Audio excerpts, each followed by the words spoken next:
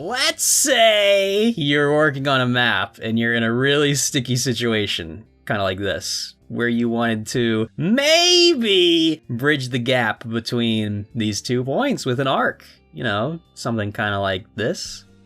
How exactly would you do that? If you were in Source 2, you could obviously just use the new hammer bridge tool and you'd get a pretty decent result.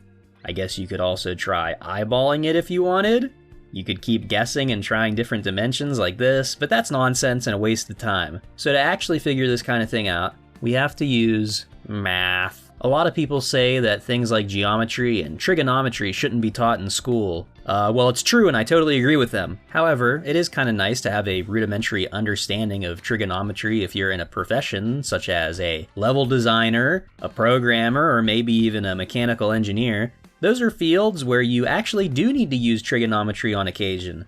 And let me tell you, the years of drilling worthless formulas in high school did nothing because I have to completely relearn them every single time I need to figure out this kind of thing, since I pretty much never use it anyway. And really, in high school, I just cheated. I had the, calculator and I'd write my own programs to do everything for me. So let's say we want to bridge this gap with a nice arch. First things first, let's determine the distance between the 2 points. Right here to right here, 194 units. With just these 2 points, you can't exactly determine the diameter of a circle that is going to pass through the point here.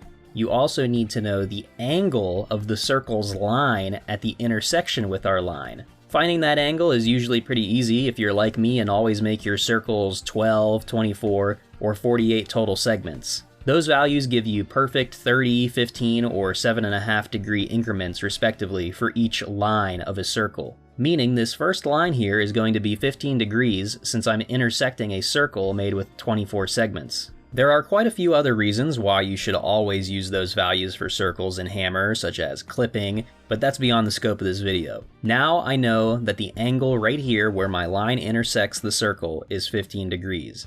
And because that's a tangent line, I can create a new line to the center of the circle 90 degrees off of our 15 degree line.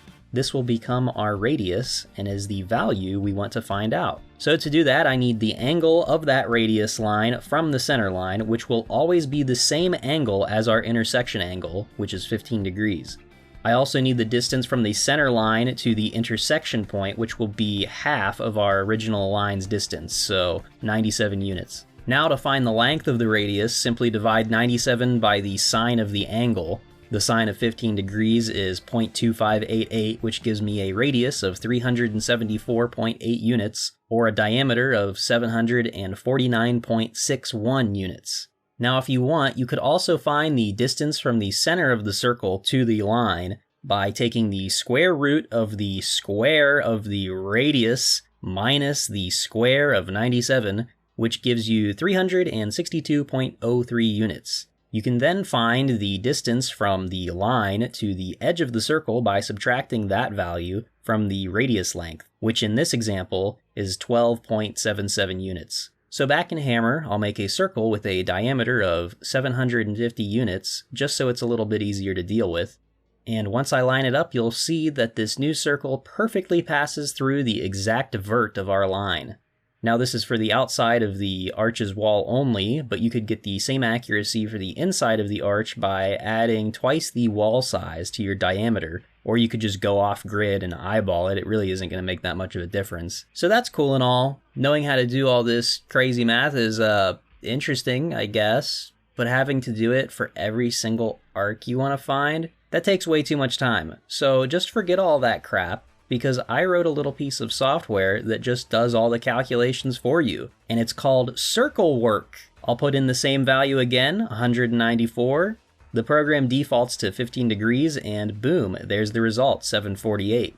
You can turn rounding off and get the exact results to the 6th decimal if you want. There's a single point mode if you just want to measure from the center line of the circle to a single point. And the window is even resizable.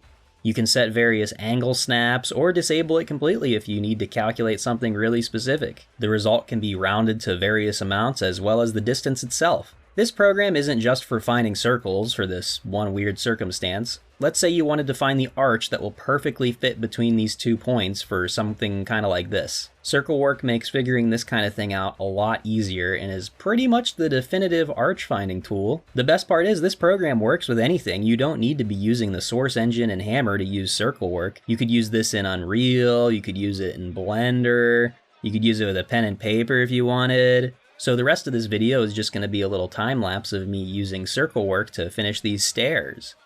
I'm actually aligning my steps incorrectly in this video, but I'm doing it intentionally to get a little bit of extra, space between the steps, I guess. The reality here is it doesn't really matter how accurate things are because it's all going to get turned into a model eventually anyway. But for right now, this is a perfectly valid representation of the geometry for this early stage of development.